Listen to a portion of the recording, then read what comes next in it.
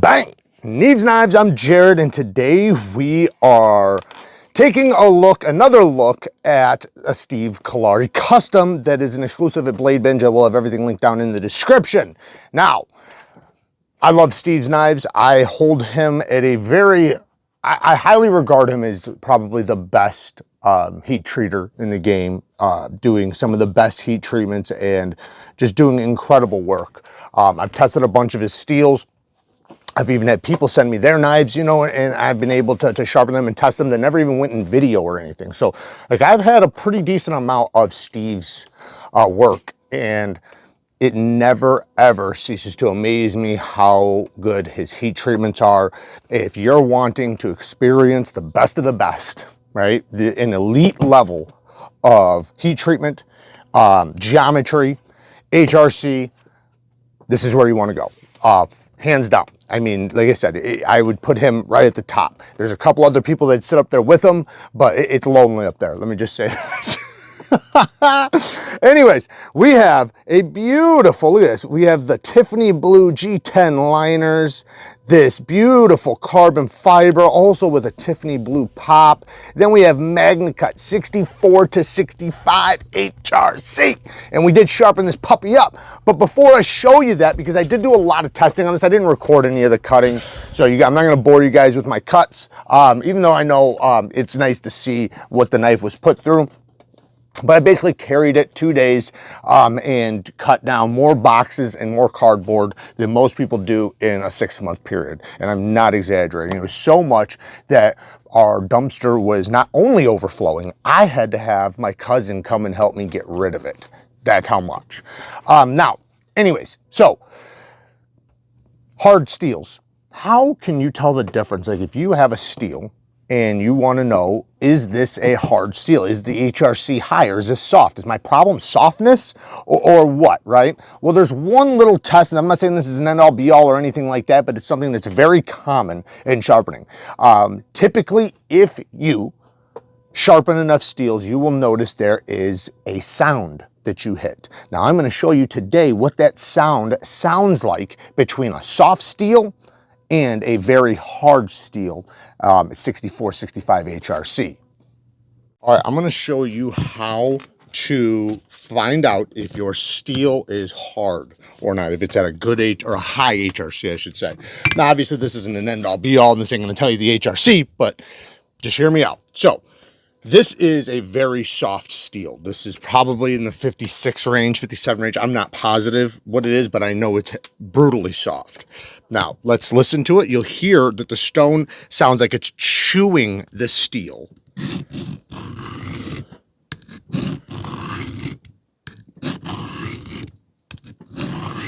Now, this next one is going to sound like it's ice skating.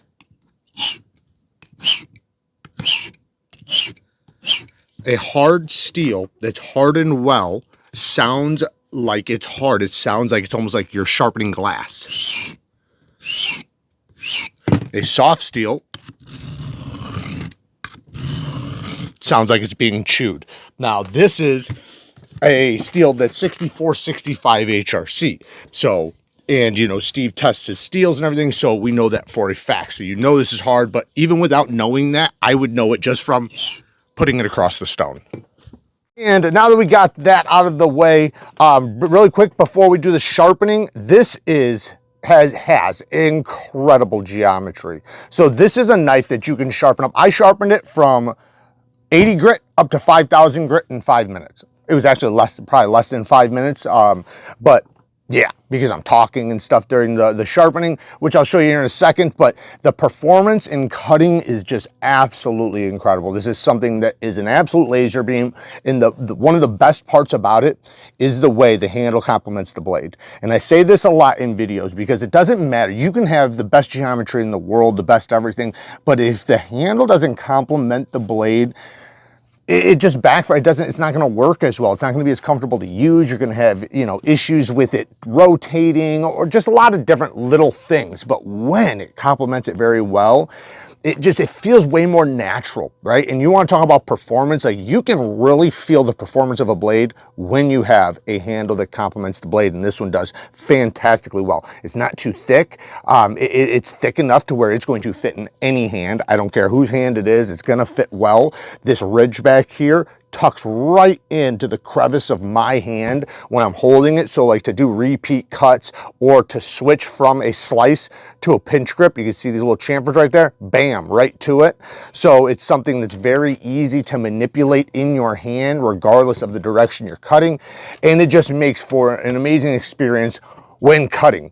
Also, when sharpening. This is a very easy blade shape to sharpen because if you look, there's very little belly. Now, I personally think, now this isn't gonna be everybody's experience, but I think Wharncliffes are more difficult to sharpen than, say, a sheep's foot with a little bit of belly. And I say that because with a Wharncliffe, you have to hold it perfectly flat going across the stone. With a little bit of belly, that little bit of movement that you have to do to get to the tip, to me, at least from my experience, I found it easier when learning to sharpen. But not everybody's gonna have that same experience. Sharpen drill and plunge grind, perfection. I mean, this thing is so thin that you'll probably never ever in your life hit that plunge grind.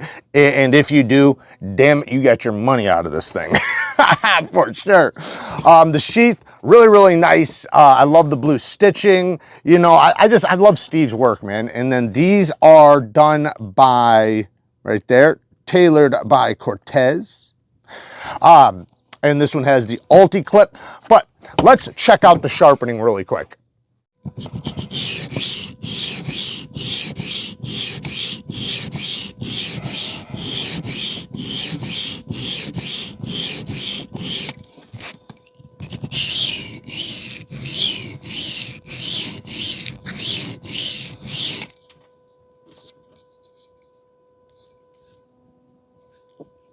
This bevel is so small. This stone is a 400 vitrified. I love it. I think it's a phenomenal 400. And you can get these at HK. Now let's listen to it. Oh yeah. That sounds great.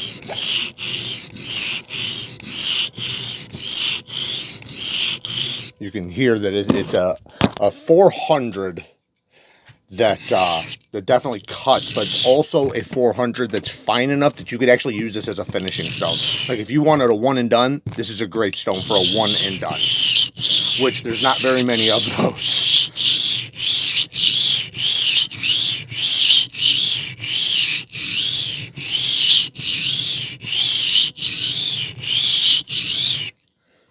Typically, a stone is either going to be, you know, a toothy stone or a fine stone or whatever, but they typically are not going to be able to be a nice toothy stone and also a good one stone where your edge is just fine just off of that one stone. Typically, you want at least two. So that was a 400. This is a 600. And this is just soapy water I'm adding on these.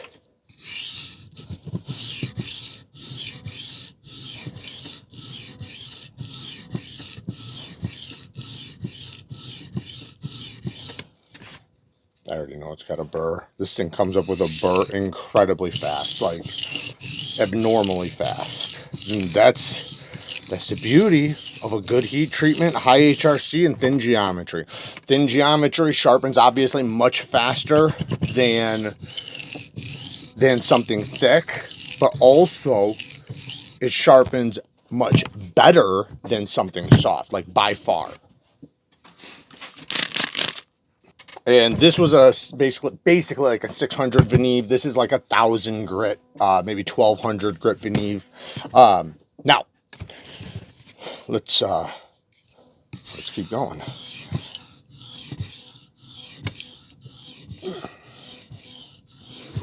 But yeah, the difference in sharpening a well heat treated steel versus a softer steel, softer or not as heat treated as properly. So there's both, right? There's the HRC and then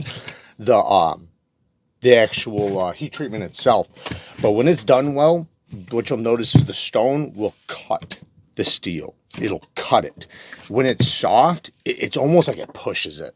Like it's mushing the steel away, which obviously is not going to lead to a good of an apex as it could be. Another thing is that why do you think a lot of you guys have problems deburring your knife? Why do you think you guys have lots of problems with convexing and all these things? Typically, those are the results of softer steels because, like I said, it's like it's mushing it more than just cutting it. And I like to use this as a reference. Imagine sharpening a crayon versus sharpening a stick. You know, you might sharpen up a crayon pretty fast, but the results aren't going to be as good as if you sharpened up a stick. Wow, yeah, that's really good. I'm gonna keep going, man. This is basically like a 3K. Yeah, let's do it. It's going so fast, why not?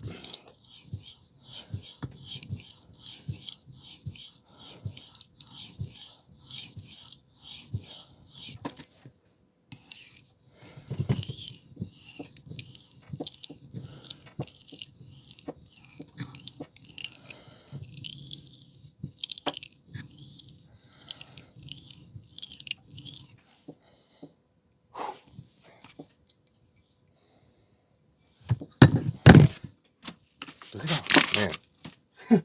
I went through all these stones in like 5 minutes. And that's to a polished finish. That's crazy. Now it's a very small bevel because it is so thin behind the edge, but that's the beautiful thing with geometry.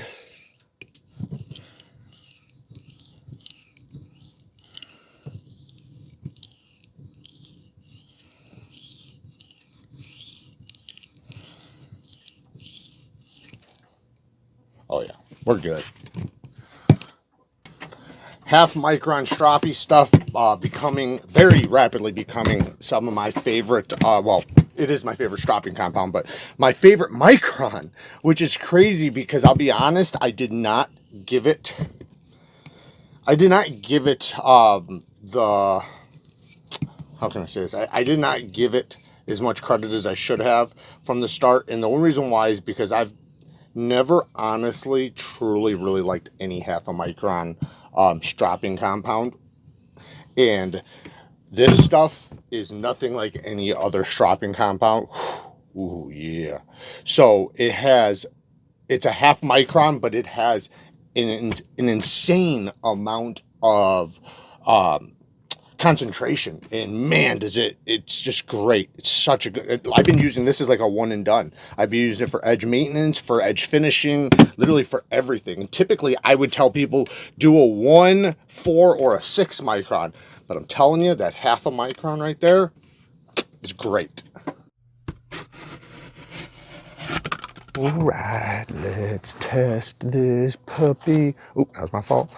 Ooh, look at that. Butter. That's butter.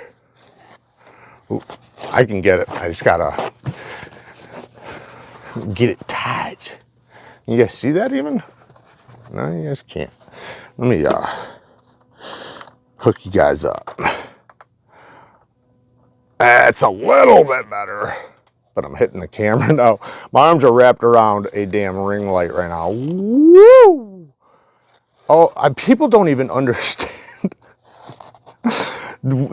how crazy that is. I know I do it often, but even myself doing, you know, these paper towel cut tests all the time, it never stops amazing me when you get a high level of sharpness, the ease of cutting, because you know right now, just from that this has the 2 biggest qualities you need in an edge: sharpness and bite. If it doesn't have sharpness, it won't cut through, it won't split it. If it doesn't have the bite, it'll slip off of it and it won't continue to cut it. It won't even cut into it. It needs the bite to just enter into the paper towel, but it also needs that sharpness. So it obviously has both of those, and it did come out with a beautiful mirror. It's a very small bevel, so it's going to be difficult to see, but it is a 5,000 grit mirror polished edge. I will show it to you under a microscope so you can see the scratch pattern.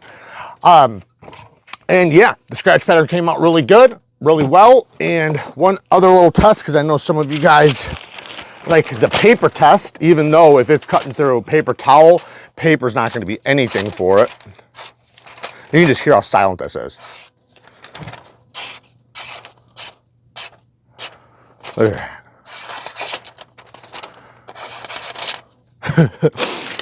Oh my goodness. It just dances to it. I'm just going like that, tick, tick, tick, tick, and it just whips right through it. Anyways, yeah, that's sharp. That is a high level of sharpness, which is what I love, because beautiful thing with high levels of sharpness also, from my experience, means a better time stropping and honing. If you, in a lot of cases, if you're struggling with stropping, honing, and it's like, man, my edge doesn't come back. I mean, a lot of times it's the stropping compound you're using or whatever, but in many cases, it's just the heat treatment. Heat treatment HRC, man, I'm telling you, when you get a steel like this and you put a proper edge on it and it's done well, when you go to and it comes with a proper edge, but I just mean, like, you know, when you sharpen it and you make sure you're putting a proper edge on it, which should be a lot easier with something like this, the stropping is like 10 times better than you would get from another knife, and just faster, right? So like, say if I started using this and I can feel it doesn't have the same bite it used to, a couple passes on a strop, bam, it's back. And then also, like, say if I start barely micro chipping from doing heavy stuff, so, you know, to hit it on a ceramic, wham, wham, couple times, 2-3 passes per side, if that, with no pressure, bam, it's back. You know, maybe hit it a couple passes on the strop. And you can do that over and over and over and over and over and over. It's incredible how long you can keep a great steel going when it's properly done. So yes, Steve, beautiful work, man, beautiful work. Again, always amazing to see his work, and watching him grow as a knife maker, and, you know, just somebody in the knife community, because he is somebody who is very passionate about what he does, and that's something I greatly respect. He is the type of person that I know people think that maybe he will open his mouth just, you know, for nothing out of nowhere. I promise you, Steve is very calculated, and he's thought things through and through if he's opening his mouth about it.